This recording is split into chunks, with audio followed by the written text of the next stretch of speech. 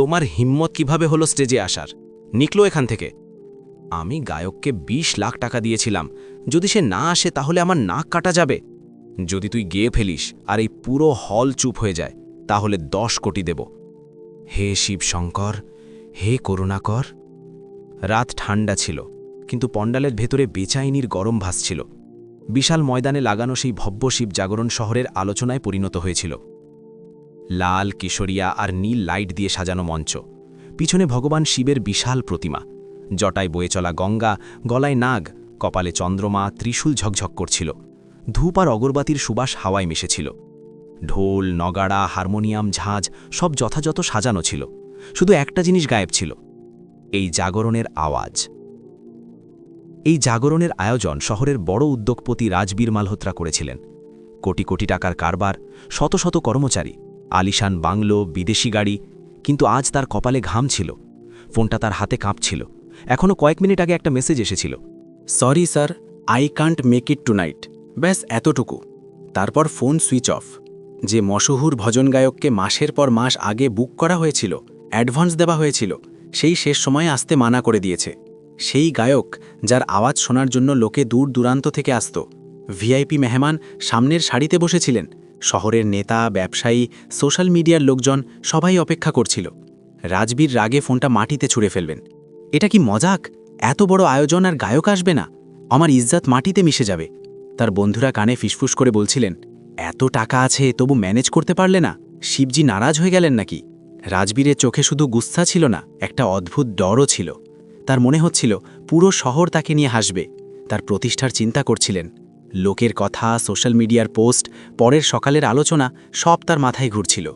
মঞ্চের পিছনে পণ্ডিতজি প্রস্তুতিতে লেগেছিলেন। আরতির থালা সাজানো ছিল, ভোগ চড়ে গিয়েছিল, শুধু ভজন শুরু হওয়া বাকি ছিল। আর ঘড়ির কাঁটা দ্রুত ছুটছিল। কোনো ব্যাকআপ আছে? রাজবীর চিৎকার করে জিজ্ঞেস করলেন। ম্যানেজার মাথা নিচু করল। স্যার, এত কম সময়ে কোনো বড় গায়ক মিলবে না। রাজবীরের আওয়াজ আরও উঁচু হলো। আমার বড় গায়ক চাই। এটা কোনো মহল্লার প্রোগ্রাম নয়, এটা শিব জাগরণ, পুরো শহর দেখছে। ভিড়ে হলচল বাড়তে লাগল। লোকে কুর্সিতে বসে বসে এদিক ওদিক পাকাতে লাগল। কেউ মোবাইল বের করে ভিডিও বানাতে লাগল, কেউ বিড়বিড় করছিল। মনে হচ্ছে আজ কিছু গড়বড় আছে। এর মধ্যে পণ্ডালের এক কোণে দাঁড়িয়ে একটা দুবলা পাতলা ছেলে সব দেখছিল। বয়স প্রায় ১৫ বছর। ফাটা কুর্তা, ঘিসে যাওয়া প্যান্ট, পায়ে চপ্পলও নেই, চুল বিক্ষিপ্ত, চোখে ক্লান্তি, কিন্তু ভিতরে কোথাও একটা চমক ছিল। সে পাশের ঝুগ্গিতে থাকত। তার মা লোকের বাড়িতে বাসন মাজতেন। সে নিজে কখনো চায়ের দোকানে কাজ করত, কখনো মন্দিরের বাইরে বসে ভজন গাইত। সে পুরো দৃশ্য দেখেছে। কোটিপতির গুস্সা, লোকের ফুসফুসানি, মঞ্চান খালি মাইক। তার ভিতরে কিছু একটা হাঁচর পাচর করল। সে ধীরে ধীরে ভিড় চিড়ে এগিয়ে গেল। লোকে তাকে দেখে কিনারে সরে গেল, কেউ ধাক্কাও দিল, আরে কোথায় ঢুকছেস? কিন্তু সে থামার পাত্র ছিল না। সে সোজা মঞ্চের কাছে পৌঁছে গেল, হাত জোড় করে দাঁড়াল। রাজবীর তখনও গুস্সায় ছিলেন। তাকে দেখে ভড়কে উঠলেন। কে আছে? এখানে কেন এসেছিস? ছেলেটা হালকা কাঁপা আওয়াজে বলল, সাহেব, যদি বলেন তো আমি শিব ভজন গাইতে পারি। কয়েক সেকেন্ডের জন্য সন্নাটা, তারপর ভিড়ে হালকা হাসি। এ গাইবে? আর এ তো মাইক ধরতেও জানে না বোধহয়। রাজবীর তাকে উপর থেকে নিচ পর্যন্ত দেখলেন। ফাটা কাপড়, ন্যাংটা পা, ধুলোয় মাখা মুখ, তার ভুরু কুচকে গেল। তুই শিব জাগরণে? এটা কোনো খেলা নাকি? ছেলেটার চোখে ডর ছিল, কিন্তু তার চেয়ে বড় ছিল বিশ্বাস। সে আবার বলল, আমি রোজ মন্দিরে গাই সাহেব, যদি মৌকা দেন তো আপনার ইজ্জত রেখে দেব। রাজবীরের ভিতরে গুস্সা তখনও উথলে উঠছিল, কিন্তু সময় হাত থেকে ফসকে যাচ্ছিল। ঘড়িতে মাত্র ১৫ মিনিট বাকি ছিল। মঞ্চে সন্নাটা ছিল, আর হয়তো নিয়তি অন্য গল্পের শুরু করতে চলেছিল। পণ্ডালে হলচল আরও তীব্র হয়ে গিয়েছিল। সামনের সারিতে বসা ভিআইপি লোকেরা ঘড়ি দেখছিলেন। কারোর মুখে বিরক্তি ছিল, কেউ মোবাইলে ব্যস্ত ছিলেন। মঞ্চের লাইট জ্বলছিল, কিন্তু মাহলে একটা অদ্ভুত খালি ভাব ছিল। রাজবীর মালহোত্রা ঠেলেটাকে আবার দেখলেন। ভিতর থেকে গুস্সা তখনও থমকেছিল। তার মনে হচ্ছিল যেন পরিস্থিতি তার মজা ওড়াচ্ছে। কোটি কোটির আয়োজন, নামী গায়ক, শহরের ভিড়, আর এখন বিকল্প হিসেবে ফাটা কাপড়ে দাঁড়ানো ১৫ বছরের ছেলে। নাম কি তোর? তিনি কঠোর আওয়াজে জিজ্ঞেস করলেন। অংশ, সে ধীরে উত্তর দিল। কোথা থেকে এসেছিস? যেই পাশের ঝুগ্গি থেকে সাহেব। ভিড়ে আবার ফুসফুসানি। আরে ওই যে মন্দিরের পিছনে গায়, কখনো স্টেশনে দেখেছি। রাজবীর গভীর শ্বাস নিলেন। তোকে জানা আছে এটা কী ধরনের প্রোগ্রাম? এখানে বড় লোক বসে আছে, কোনো ভুল হলে? অংশ মাথা নিচু করল, তারপর তুলে সোজা তার চোখে তাকালো। ভুল হবে না সাহেব, আমি শিবজির নাম নিয়ে গাইব, বাকিটা তিনি সামলে নেবেন। তার আওয়াজে কোনো ভান ছিল না, কোনো বড় বড় কথা নয়, শুধু সোজা সত্যি কথা। রাজবীরের ম্যানেজার ধীরে বলল, স্যার এখন আর কোনো রাস্তা নেই, চেষ্টা করে দেখি। রাজবীর কিছুক্ষণ চুপ রইলেন। তার অহংকার বলছিল না, পরিস্থিতি বলছিল এখন এটাই ঠিক। তিনি অনিচ্ছায় বললেন, ঠিক আছে, কিন্তু গড়বড় হলে তৎক্ষণাৎ নেমে যাবি, বুঝলি? অংশ তৎক্ষণাৎ হাত জোড় করল, জি সাহেব। মাইক স্ট্যান্ড তার উচ্চতা অনুযায়ী নামানো হলো। সাউন্ড ইঞ্জিনিয়ার হেসে জিজ্ঞেস করল, আগে কখনো বড় মঞ্চে গিয়েছিস? অংশ হালকা হাসল, না, কিন্তু শিবজির সামনে গিয়েছি। ঢোলকওয়ালা তখনও আধমনে বসেছিল, হারমোনিয়ামওয়ালা আঙুল সেট করছিল। দুজনেরই বিশ্বাস ছিল না যে এই ছেলে রাত সামলাতে পারবে। পণ্ডিতজি ইশারা করলেন যে সময় হয়েছে। মঞ্চের লাইট একটু মৃদু হলো, তারপর একটা স্পটলাইট অংশের ওপর এসে থামল। ভিড় কিন্তু বিশ্বাস থেকে নয়, জিজ্ঞাসা থেকে। রাজবীর সামনে দাঁড়িয়েছিলেন, হাত বাঁধা, মুখে কঠোরতা। অংশ মাইক 2 হাতে ধরল, তার আঙুলে হালকা কম্পন ছিল। সে চোখ বন্ধ করল, ঠোঁটে বিড়বিড়ানি ছিল, হয়তো প্রার্থনা। কয়েক সেকেন্ড সন্নাটা, তারপর সে প্রথম সুর তুলল, বম বম ভোলে হর হর ভোলে, বম বম ভোলে হর হর ভোলে। আওয়াজ ধীর ছিল কিন্তু স্পষ্ট, কাঁপা কিন্তু সত্যি। ঢোলকওয়ালা প্রথমে চমকে উঠল, তারপর ধীরে তাল ধরল, হারমোনিয়াম সুর ধরল। অংশ পরের লাইন তুলল, শিবশঙ্করকে যে পূজা করেছে, শিবশঙ্করকে যে পূজা করেছে, তারই উদ্ধার হয়েছে। এখন তার আওয়াজে কম্পন কমে গিয়েছিল, সুর স্থির হতে লাগল। সে গাইছিল না, বাজছিল। ভিড়ে বসা কিছু লোক সোজা হয়ে বসল, কেউ মোবাইল রেকর্ডিং চালু করল, কেউ প্রথমবার মাথা নত করল। রাজবীরের চোখ অনায়াসে মঞ্চে আটকে গেল। তার মুখের টেনশন একটু আলগা হলো। তিনি আশা করেননি যে ছেলেটা সুরে থাকবে, কিন্তু সে সুরে ছিল, আর শুধু সুরে নয়, ভাবেও। অংশ এখন পুরোপুরি গানে ডুবে গিয়েছিল। ত্রিপুরারি নীলকণ্ঠ দিনের রক্ষাকর্তা। তার আওয়াজে দুঃখ ছিল, আগুনও ছিল, যেন প্রত্যেক শব্দ তার ভিতর থেকে বেরোচ্ছে। ঢোলক এখন পুরো জোশে বাজছিল, হারমোনিয়ামের আবুর দ্রুত হয়ে গিয়েছিল। পিছনে বসা কোরাসওয়ালারাও অনায়াসে যোগ দিল। ভিড়ে যারা হাসছিল তারা এখন চুপ। প্রথম ভাজান শেষ হলে কিছুক্ষণ সন্নাটা রইল। তারপর পিছন থেকে একটা আওয়াজ উঠল, হর হর মহাদেব। আর দেখতে দেখতে পুরো পণ্ডাল গঞ্জে উঠল, হর হর মহাদেব। রাজবীরের ভিতরে কিছু একটা নড়ে উঠল। এখনও কয়েক মিনিট আগে পর্যন্ত তার ইজ্জতের চিন্তা ছিল, এখন প্রথমবার মনে হচ্ছিল যে হয়তো এই রাত হাতছাড়া হবে না। অংশ দ্বিতীয় ভাজন শুরু করার আগে এক মুহূর্তের জন্য চোখ খুলল। তার নজর ভিড়ের ওপর নয়, সোজা শিবজির প্রতিমার ওপর ছিল। তার মুখে এখন ডর ছিল না, শুধু একটা বিশ্বাস ছিল, আর গল্প তখনও শুরু হয়েছে মাত্র। হর হর মহাদেবের গুঞ্জন তখনও থামেনি যে অংশ পরের সুর তুলে নিল।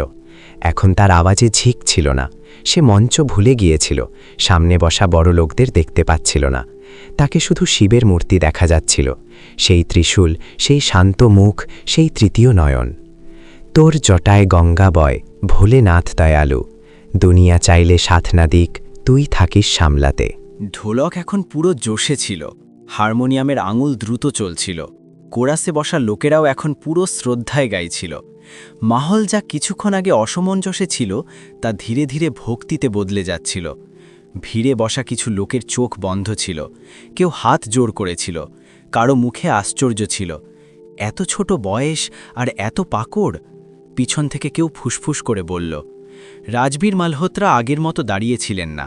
তার বুক, যা এতক্ষণ গুস্সায় টানটান ছিল, তা একটু ঢিলে হয়ে গিয়েছিল। তার নজর অংশের উপর আটকে গিয়েছিল।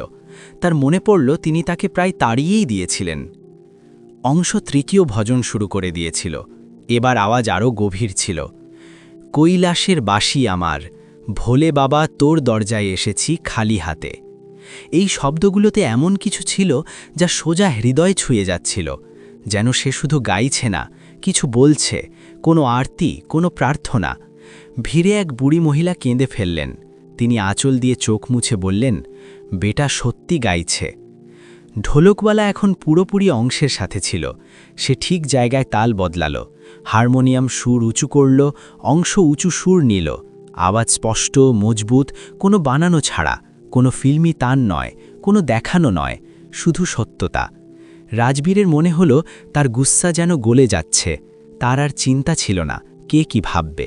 তাকে শুধু এটা দেখা যাচ্ছিল যে একটা 15 বছরের ছেলে পুরো মঞ্চ সামলে দাঁড়িয়ে আছে। সেই ছেলে যাকে কিছুক্ষণ আগে লোকে মজা ভেবেছিল। অংশের মুখ এখন ঝকঝক করছিল, কপালে ঘাম ছিল, কিন্তু চোখে একটা অদ্ভুত আলো, যেন তাকে কারো শক্তি মিলছে। ভজন শেষ হলে এবার সন্নাটা ছিল না, তালি ছিল, জোরদার তালি। কিছু লোক দাঁড়িয়ে গেল, ওয়াহ যায় ভোলে। আবার গুঞ্জন। রাজবীরের বন্ধুরা যারা আগে ফুসফুস করছিল তারা এখন চুপ। তাদের একজন ধীরে বলল, ইয়ার এ তো কামাল। রাজবীর কোনো উত্তর দিলেন না, তার চোখ ভিজে গিয়েছিল, কিন্তু তিনি মুখ অন্যদিকে ঘুরিয়ে নিলেন। অংশ পরের ভজন শুরু করার আগে মাইক একটু দূরে সরিয়ে বলল, ভোলেনাথ সবার ভালো করুন, যারা এখানে এসেছে খালি হাতে না যাক। আওয়াজে মাসুমিয়াত ছিল, কোনো বড় বক্তৃতা নয়, কোনো দেখানো নয়। তারপর সে তীব্র লয়ের ভজন শুরু করল। যায় ভোলে ভাণ্ডারি, শিব তোর মহিমা নেয়ারি, বম বম বলে দিল থেকে বলে যা, চাই ভোলা দে দে। এখন মাহল বদলে গিয়েছিল। লোকে উঠে নাচতে লাগল, যুবকেরা হাত আকাশে তুলল, মহিলারা তালে ঝুমতে লাগল, বাচ্চারাও পিছনে থেকে জয়কার দিচ্ছিল। পণ্ডাল, যা কিছুক্ষণ আগে চিন্তায় ভরা ছিল, তা এখন ঊর্জায় ভরে গিয়েছিল। রাজবীর প্রথমবার হাত জোড় করলেন। তার বোঝা যাচ্ছিল না যে এসব কিভাবে হয়ে গেল। এখনও আধ ঘন্টা আগে পর্যন্ত তার প্রতিষ্ঠা ডুবে যাচ্ছে মনে হচ্ছিল। এখন সেই মঞ্চ, সেই ভিড়, সেই রাত আর সব কিছু বদলে গিয়েছে। অংশ গাইছিল, থামা ছাড়া, ক্লান্তি ছাড়া, কিন্তু তার আওয়াজে কোথাও হালকা দুঃখও ছিল, যেন প্রত্যেক সুরের পিছনে কোনো গল্প লুকানো আছে। রাজবীরের মনে একটা প্রশ্ন উঠল, এই ছেলে কে, আর কেন মনে হচ্ছে সে শুধু মঞ্চ নয়, হৃদয়ও জিতছে। রাত তখনও লম্বা ছিল, আর হয়তো এই জাগরণ শুধু ভজনের নয়, কারো চিন্তা বদলানোরও ছিল। রাত গভীর হতে লাগল, কিন্তু পণ্ডালে ক্লান্তি ছিল না। ঘড়িতে 12 বাজল, তারপর 1টা। তবু লোকে বসেছিল, কেউ দাঁড়িয়ে ঝুমছিল, কেউ চোখ বন্ধ করে শিবের নাম নিচ্ছিল। অংশ এখন 5ম ভজন গাইছিল। তার আওয়াজে এখন আরও মজবুতি এসেছে। যেমন যেমন রাত বাড়ছিল, তার আত্মবিশ্বাসও বাড়ছিল। দেবতাদের দেব মহাদেব, তোর দরজায় যে এসেছে, খালি কখনো যায়নি। ঢোলকের থাপ মজবুত ছিল, ঝাঁঝের আওয়াজ তালের সাথে মিলছিল, হারমোনিয়ামের ধুন সোজা হৃদয়ে নামছিল। রাজবীর মঞ্চের কাছেই দাঁড়িয়েছিলেন। তার গুস্সা কবে উড়ে গিয়েছে জানেন না। এখন তার মনে জিজ্ঞাসা ছিল, এই ছেলে কে, এর আওয়াজে এত গভীরতা কোথা থেকে আসে। ভজন শেষ হলে তালি আবার গুঞ্জল। অংশ পানির গ্লাস নিল। তার হাত হালকা কাঁপ রাহা থা, হয়তো ক্লান্তি, হয়তো ভাবনা। রাজবীর নিজে তার কাছে এলেন। প্রথমবার তার আওয়াজ নরম ছিল। কোথায় শিখলি গান? অংশ হেসে बोला, কোথাও না সাহেব, মন্দিরে बैठे बैठे सुनता था, तब फिर নিজে গানে লাগা। ঘর মে কে আসে? এক মুহূর্তের জন্য অংশের হাসি হালকা হয়ে গেল। শুধু মা আর ছোট বোন, বাবা নেই। রাজবীর চুপ হয়ে গেলেন। অংশ আগে বলল, মা লোকের বাড়িতে কাজ করেন, কয়েক মাস ধরে শরীর ভালো নেই, ডাক্তার আরাম করতে বলেছে, কিন্তু ঘর কিভাবে চলবে, তাই আমি রাতে ভজন গাই, যা পাই তা দিয়ে ওষুধ নিয়ে আসি। তার আওয়াজ সোজা ছিল, কোনো অভিযোগ ছাড়া, কোনো নাটক ছাড়া। রাজবীরের ভিতরে কিছু একটা খচখচ করে উঠল। তার মনে পড়ল কিছুক্ষণ আগে তিনি এই ছেলেকেই ধমক দিয়েছিলেন, তুই স্কুলে যাস না। যেতাম সাহেব, এবছর ছেড়ে দিতে হয়েছে, ফি দিতে পারিনি। পাশে দাঁড়ানো ম্যানেজার চোখ নামালো। মঞ্চ থেকে আবার আওয়াজ এলো, অংশ পরের ভজন শুরু করুন। অংশ মাথা নাড়ল। যাওয়ার আগে ধীরে বলল, আজ মৌকা মিলেছে সাহেব, ভালো গাইব, ভোলেনাথ সব ঠিক করে দেবেন। সে আবার মাইকের কাছে দাঁড়ালো। এবার সে ধীর ধুন তুলল, শিব তাণ্ডব স্তোত্র। শুরু ধীর ছিল, তারপর শব্দের গতি বাড়ল। তার বয়সের চেয়ে অনেক বেশি পরিণত উচ্চারণ, তাল, লয়, ভাব সব সাধা। ভিড় একদম শান্ত হয়ে গেল। যারা এতক্ষণ শুধু মনোরঞ্জন ভেবেছিল, তাদের এখন ভক্তি অনুভব হচ্ছিল। রাজবীর প্রথমবার মাথা নত করলেন। তার মনে হলো হয়তো আসল ভজন সেই, যাতে আওয়াজের চেয়ে সত্যতা বেশি থাকে। অংশের সুরে দুঃখ ছিল, যেন প্রত্যেক শব্দ তার ঘরের অবস্থা বলছে, যেন প্রত্যেক লাইনে মায়ের ওষুধ, বোনের পড়াশোনা, অসম্পূর্ণ স্কুল, ক্ষুধার্ত রাত সব লুকানো আছে। ভজন শেষ হলে কিছুক্ষণ কেউ কিছু বলল না। তারপর একসাথে আওয়াজ উঠল, হর হর মহাদেব। রাজবীরের চোখে আর্দ্রতা ছিল। তিনি তাড়াতাড়ি মুখ অন্যদিকে করলেন। তার মনে এখন আরেকটা ভাবনা জন্ম নিচ্ছিল, গিল্ট। তিনি ভাবলেন, আমি একে ফাটা কাপড়ে দেখে তাচ্ছিল্য করেছি, আর এ পুরো রাত আমার ইজ্জত সামলাচ্ছে। রাত তখনও বাকি ছিল, কিন্তু এখন এটা শুধু প্রোগ্রাম ছিল না, এটা একটা গল্প হয়ে গিয়েছিল। একটা এমন ছেলের যার আওয়াজ তার পরিস্থিতির চেয়ে বড় ছিল, আর একটা এমন লোকের যার গুস্সা ধীরে ধীরে গলছিল। রাত 2:30 বেজে গিয়েছিল। পান্ডালে তখনও ভিড় ছিল। কিছু লোক বাড়ি চলে গিয়েছিল, কিন্তু যারা ছিল তারা পুরো শ্রদ্ধায় বসেছিল। মাহলে এখন কোনো দেখানো ছিল না, শুধু ভজন, শুধু নাম, শুধু একটা লয়। অংশ একটানা গাইছিল, মাঝে মাঝে পানি খেয়ে নিচ্ছিল, তারপর থামা ছাড়া পরের ভজন শুরু করে দিচ্ছিল। তার আওয়াজে হালকা খরা এসে গিয়েছিল, কিন্তু সুর তখনও সোজা আর সত্যি ছিল। রাজবীর কিছু দূরে দাঁড়িয়ে তাকে দেখছিলেন।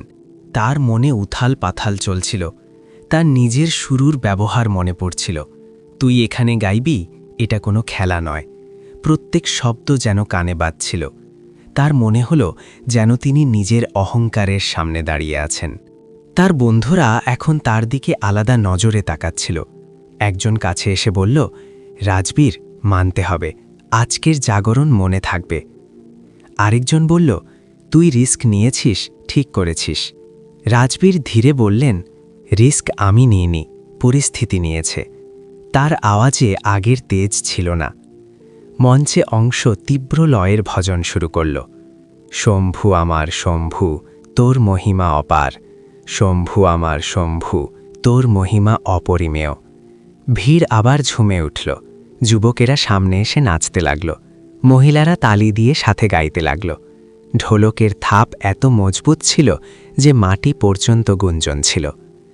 রাজবীর দেখলেন সামনে বসা সেই লোকেরা যারা কয়েক ঘন্টা আগে তার সমালোচনা করছিল, তারা এখন পুরো জোশে জয়কার দিচ্ছে। তার এহসাস হল যে আসল ইজ্জত টাকা থেকে নয়, সত্যতা থেকে মেলে। ভজনের মাঝে হঠাৎ অংশের আওয়াজ এক মুহূর্ত কেঁপে উঠল। সে হালকা কেশে নিজেকে সামলাল। রাজবীরের পা নিজে নিজে মঞ্চের দিকে এগিয়ে গেল। ভজন শেষ হতেই তিনি পানির গ্লাস নিজে তার হাতে দিলেন। ভিড় এটা দেখল। অংশ চমকে বলল, ধন্যবাদ সাহেব। রাজবীর প্রথমবার তাকে মনোযোগ দিয়ে দেখলেন। তার পায়ে ফুসকা ছিল, গোড়ালিতে ফাটল, কুর্তা কাঁধ থেকে ফাটা, চোখের নিচে হালকা কালো দাগ। এই বাচ্চা পুরো রাত গাইছে, আর হয়তো দিনে কাজও করে। রাজবীরের মনে একটা প্রশ্ন উঠল, আমি আমার ছেলের জন্মদিনে লাখ লাখ খরচ করি, আর এই ছেলে তার মায়ের ওষুধের জন্য রাত ভর গায়। এই তুলনা তাকে ভিতর পর্যন্ত বিঁধল। ভিড় এখন আবার পরের ভজনের দাবি করছিল, আরেকটা। অংশ শিবের নাম নিয়ে পরের ভজন শুরু করল। এবার আওয়াজ ধীর ছিল, ওম নমঃ শিবায়, হর হর ভোলে নমঃ শিবায়। ভোলে বাবা শোনো পুকার, ধরো আমার হাত। রাজবীরের মনে হল যেন এই ভজন শুধু পণ্ডালের জন্য নয়, তার জন্য। তার মনে হল যে তার ভিতরে যে গুস্সা ছিল তা আসলে ডর ছিল, প্রতিষ্ঠা হারানোর ডর, লোকের কথার ডর। আর এই ছেলে হয়তো রোজ এই ডরের মুখোমুখি হয়, ক্ষুধার ডর, অসুস্থতার ডর, ফি না দেওয়ার ডর। তবু এর আওয়াজে অভিযোগ নেই। রাজবীরের চোখে জল এসে গেল। তিনি প্রথমবার খোলাখুলি হাত জোড় করলেন। তার মনে একটা সিদ্ধান্ত আকার নিতে লাগল। রাত শেষ হওয়ার আগে তাকে কিছু করতে হবে, শুধু ধন্যবাদ দেওয়া যথেষ্ট হবে না। অংশ এখন শেষ পর্যায়ের ভজনে ছিল। তার আওয়াজে ক্লান্তি ছিল, কিন্তু সমর্পণ তার চেয়ে বড় ছিল। পণ্ডালে এখন সত্যিকারের ভক্তি ছিল, আর রাজবীরের ভিতরে একটা পরিবর্তন শুরু হয়ে গিয়েছিল। রাত তখনও পুরো হয়নি, কিন্তু একটা অহংকার ভেঙে গিয়েছিল। সকাল 4টে বাজতে চলেছিল। আকাশ হালকা নীল হয়ে আসছিল। ঠান্ডা হাওয়া পণ্ডালের পর্দা নাড়াচ্ছিল। রাতভর গুঞ্জতে থাকা ভজন এখন শেষ পর্যায়ে ছিল। অংশ শেষ ভজন শুরু করল। আওয়াজে ক্লান্তি স্পষ্ট ছিল, কিন্তু ভাবনা আগের চেয়েও গভীর। তোর সহায় আছে শুধু ভোলে, এখন আর কোথাও যাস না। ঢোলকের থাপ ধীর ছিল, হারমোনিয়ামের ধুন কোমল। পুরো পণ্ডাল শান্ত ছিল, কোনো সুর নেই, কোনো মোবাইল নেই, শুধু আওয়াজ। রাজবীর সামনে দাঁড়িয়েছিলেন, হাত জোড়া, চোখ বন্ধ। তার মনে হচ্ছিল যেন এই ভজন শুধু শিবের জন্য নয়, তার জন্যেও। যেন কেউ ভিতর থেকে বলছে, সহায় টাকা নয়, বিশ্বাস। ভজন শেষ হলে কয়েক সেকেন্ড সন্নাটা। তারপর পুরো পণ্ডাল একসাথে গুঞ্জে উঠল, হর হর মহাদেব। জয়কার আকাশ ছুঁয়ে গেল। অনেকে কাঁদছিল, অনেকে অংশের দিকে এগিয়ে গেল। কেউ তার মাথায় হাত বুলিয়ে দিল, কেউ জড়িয়ে ধরল। বেটা, তুই তো কমাল করে দিলি, এত ছোট বয়সে এত ভক্তি। অংশ শুধু হালকা হাসি নিয়ে দাঁড়িয়েছিল। তার গলায় ঘরা ছিল, চোখে ঘুম, কিন্তু মুখে সন্তোষ। রাজবীর মঞ্চে এলেন। পুরো পণ্ডাল শান্ত হয়ে গেল। তিনি মাইক নিলেন। আওয়াজ ভারী ছিল। আজ রাতে আমি অনেক কিছু শিখেছি। ভিড় চুপ ছিল। আমি ভেবেছিলাম বড় নামই প্রোগ্রামকে বড় করে, কিন্তু আজ বুঝলাম সত্যতা আর শ্রদ্ধাই আসল শক্তি। তিনি অংশের দিকে তাকালেন। এই ছেলে আমার নয়, এই পুরো জাগরণের ইজ্জত বাঁচিয়েছে। ভিড় থেকে প্রশংসার আওয়াজ উঠল। অংশ কিছুক্ষণ চুপ রইল। সে লেফাফা হাতে নিল, তারপর ধীরে ফিরিয়ে দিল। পণ্ডালে সন্নাটা। রাজবীর চমকে গেলেন। কেন? এটা তোর পরিশ্রমের হক। অংশ মাথা নিচু করে বলল, সাহেব, যদি দিতেই হয় তো আমার মায়ের চিকিৎসায় লাগিয়ে দিন। রাজবীর কিছুক্ষণ কথা বলতে পারলেন না। অংশের আওয়াজ ভেঙে এলো, কিন্তু সে নিজেকে সামলাল। তিনি অসুস্থ, সরকারি হাসপাতালে ভর্তি, ওষুধ দামি। আমি ভজন গেয়ে যা পাই তা দিয়ে একটু একটু জোগাড় করি। আজ ভেবেছিলাম একটু বেশি মিলবে, কিন্তু যদি আপনি নিজে তার চিকিৎসা করান তাহলে সেটাই আমার জন্য সবচেয়ে বড় ইনাম হবে। ভিড় পুরোপুরি শান্ত ছিল। রাজবীরের মনে হলো যেন কেউ তার ভিতরের দেয়াল ভেঙে দিয়েছে। তিনি ভেবেছিলেন এই ছেলে টাকার জন্য গাইছে, কিন্তু এ তো দোয়া চাইছে।